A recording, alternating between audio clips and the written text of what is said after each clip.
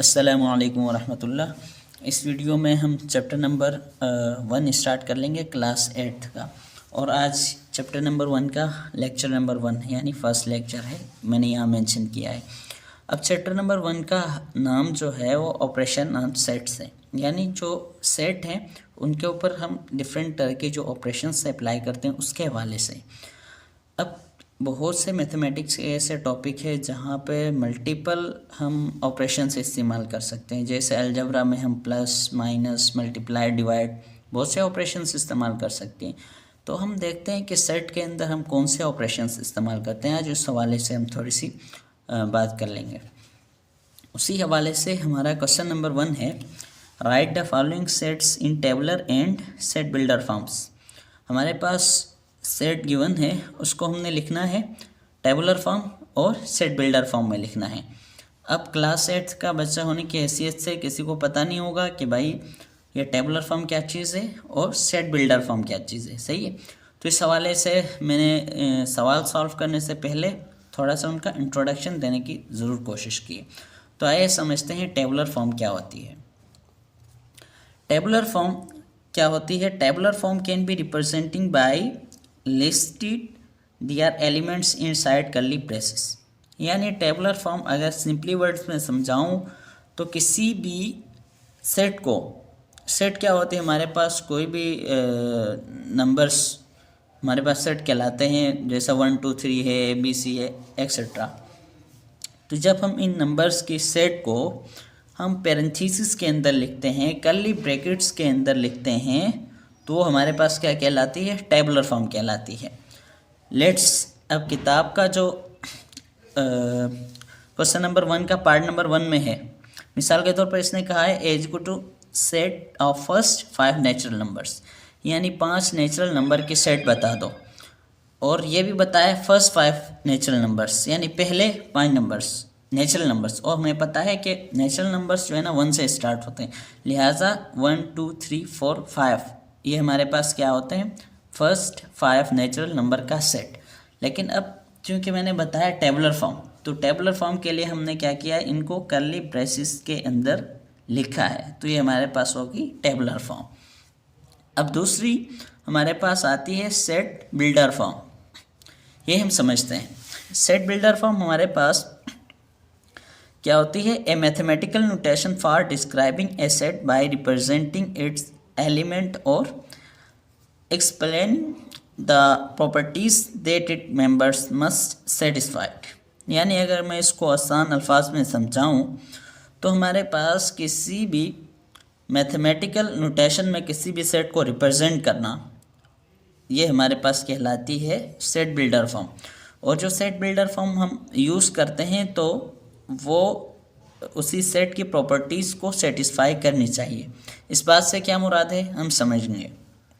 मिसाल के तौर पर a इज इक्वल्स टू 5 6 7 8 9 10, ये एक सेट है। इसको अगर मैं सेट बिल्डर फॉर्म में लिखूं तो ये हम लिख सकते हैं in set builder form a is equals to x such that x belongs to natural number where x is greater than और equal to 5 and x is less than और इक्वल टू 10। अब ये इसकी कंडीशन है, अगर ये इस condition को सेटिस्फाई करे तब ये सेट बिल्डर फॉर्म कहलाती है। अगर ना करे तो हमारे पास सेट बिल्डर फॉर्म नहीं कहलाएगी। अब इसकी कंडीशन में देखो तो यहाँ पे लेस देन और इक्वल टू का साइन है, ये इक्वल टू कहलाता है। तो मतलब ये 5 भी इंक्लूडेड है और 10 भी इंक्लूडेड है। इसी तरह इस सेट में देखो 5 और 10 इंक्लूडेड है। देखो ये इस कंडीशन को सेटिस्फाई कर रही है, 5 से लेकर 10 तक नेचुरल नंबर का सेट, तो ये इस चीज़ को सेटिस्फाई कर रही है, लिहाजा ये सेट जो है ना हमारे पास सेट बिल्डर फॉर्म कहलाती है। जो x मैंने यहाँ यूज़ किया है ये एक नेचुरल नंबर है बिटवीन 5 एंड 10, सही है। अब हम पार्ट नंबर 2 की तरफ चलते हैं। पार्ट नंबर 2 में हमसे कहा जा रहा है b एक सेट है, यानी b set of integer numbers between -2 and 3। हमारे पास जो b है वो सेट का नाम है, वो सेट है, इंटीजर्स का सेट है। चूँकि इंटीजर हमें पता है वो पॉजिटिव भी होते हैं, नेगेटिव होते हैं, 0 भी होता है, सही है। तो उनके दरमियान इंटीजर लिखना है -2 और 3 के दरमियान। अब मैंने यहाँ नंबर लाइन से शो किया हुआ है इसको कि यहाँ पे 0 होता है, यहाँ पर -1 -2 -3, इस तरह यहाँ पर नेगेटिव इन्फिनिटी की तरफ जा रहे हैं, मतलब नेगेटिव इन्फिनिटी वो नंबर होता है जो हमें पता नहीं आगे जा रहे हैं। इसी तरह यहाँ पर देखो 0 +1 +2 +3 एंड यहाँ से आगे जा रहे हैं और इन्फिनिटी तक जा रहे हैं। सही है। अब हमें लिखना ये है कि -2 से लेकर 3 उनके दरमियान जितने भी नंबर्स हैं ना इंटीजर से, वो लिखना है। तो -2 -1 0 1 2 3, लेकिन हमने -2 और 3 के दरमियान वाले नंबर्स लिखने हैं। तो -2 और 3 एक्सक्लूडेड है, यानी वो इंक्लूडेड नहीं है उसके अलावा। तो -1 0 1 2 3, -1 0 1 2 3 इंक्लूडेड नहीं है, तो ये मैंने यहाँ लिखा है। और अब आते हैं पार्ट नंबर 3 की तरफ। 3 में हमसे पूछा जा रहा है C = set of prime numbers between 10 and 30। अब प्राइम नंबर्स क्या होते हैं? प्राइम नंबर्स हमारे पास वो नंबर्स कहलाते हैं जो अपनी टेबल के अलावा किसी और नंबर से डिवाइड नहीं होते हैं। और हमने लिखना है 10 एंड 30 के दरमियान। तो 10 से ऊपर 30 से नीचे उसके दरमियान जितने भी प्राइम नंबर्स है वो लिखने हैं। तो 11 13 17 19 23 एंड 29 ये वो नंबर्स हैं जो अपनी टेबल के अलावा किसी और नंबर से डिवाइड नहीं होते हैं, ये प्राइम नंबर्स कहलाते हैं। अब हम आते हैं क्वेश्चन नंबर 2 की तरफ। क्वेश्चन नंबर 2 में हमसे पूछा जा रहा है from the set given below identify and right.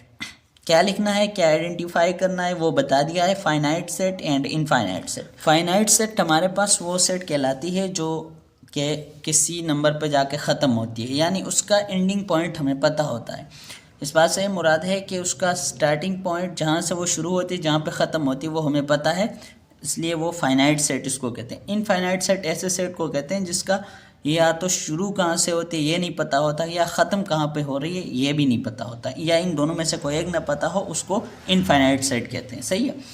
अब यहाँ पे पार्ट नंबर 1 में हमें दिया हुआ है A = 1 2 3, ये नंबर्स हैं। तो हमें पता है 1 से स्टार्ट होता है 3 तक है। सही है। तो ये क्या है, कंपोजिट नंबर बिटवीन 10 एंड 30, यानी अगर ये 10 और 30 के दरमियान ये नंबर्स हैं तो ये एक फाइनाइट सेट है, क्योंकि अगर 10 और 30 के दरमियान भी है ना तब भी एक फाइनाइट सेट है। इनकी लिमिट्स हमें गिवन है, फाइनल और इनिशियल लिमिट। सही है। अब पार्ट नंबर 2 की बात करें हम, तो ये B = 1 3 5 7 और डॉट डॉट डॉट डॉट का मतलब है ये हमें नहीं पता, ये इनफाइनाइट तक जा रहे हैं। तो ये क्या है, इनफाइनाइट सेट है जिसकी एंडिंग वैल्यू या जिसकी आखिरी वैल्यू हमें नहीं पता। अब हम मूव करते हैं पार्ट नंबर 3 की तरफ। पार्ट नंबर 3 में हमसे पूछा जा रहा है C = set of all multiple of 10, यानी 10 के जितने भी मल्टीपल हैं वो हमें बताने हैं।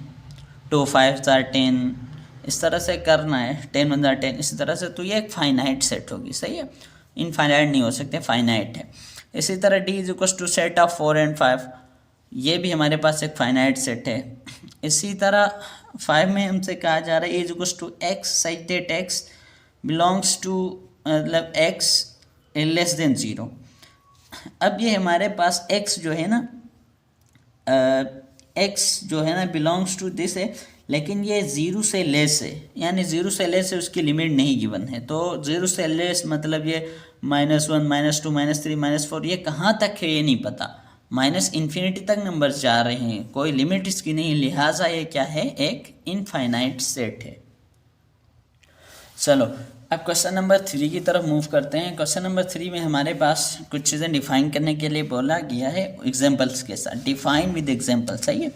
हमारे पास सबसे पहले है डिसजॉइंट सेट। डिसजॉइंट सेट क्या होती है, 2 sets A and B are called disjoint sets if they have no common number, यानी कोई भी 2 सेट है हमारे पास वो डिसजॉइंट सेट कहलाते हैं अगर उनमें कोई भी नंबर आपस में कॉमन ना हो, कोई भी मेंबर के खिलाफ उसको कोई भी एलिमेंट्स कॉमन ना हो, यानी दोनों में सेम एलिमेंट ना हो, दोनों में एक जैसा एलिमेंट ना हो, वो हमारे पास क्या कहलाते हैं, डिसजॉइंट सेट कहलाते हैं। मिसाल के तौर पर A में हमारे पास है 1 2 3 और B में हमारे पास 4 5, तो इन दोनों में देखो तो कोई भी एलिमेंट सेम नहीं है, लिहाजा ये दोनों क्या है, डिसजॉइंट सेट कहलाते हैं। सही। इसी तरह आता है ओवरलैपिंग सेट। ओवरलैपिंग सेट से क्या मुराद है? Two set X and Y are called overlapping sets if they have at least one common member and none of them is a subset of the other set. यानी दो set है x and Y, ये उनके नाम है, ये उस वक्त ओवरलैपिंग सेट्स कहलाते हैं अगर उनमें से एक नंबर या एक मेंबर या एक एलिमेंट्स भी सेम हो, तो ये क्या कहलाते हैं? हमारे पास ओवरलैपिंग सेट्स कहलाते हैं। अदरवाइज अगर ये नंबर्स वगैरह सेम ना हो तो फिर अदरवाइज उसको हम क्या कहलाते हैं? सबसेट वगैरह कहलाते हैं। लेकिन फ़िलहाल हम ओवरलैपिंग सेट की बात कर रहे हैं, तो हम इसकी एग्जांपल देखेंगे। If x is equals to 0 1 2 4, ये हमारे पास x है और y हमारे पास है 2 3 5 7।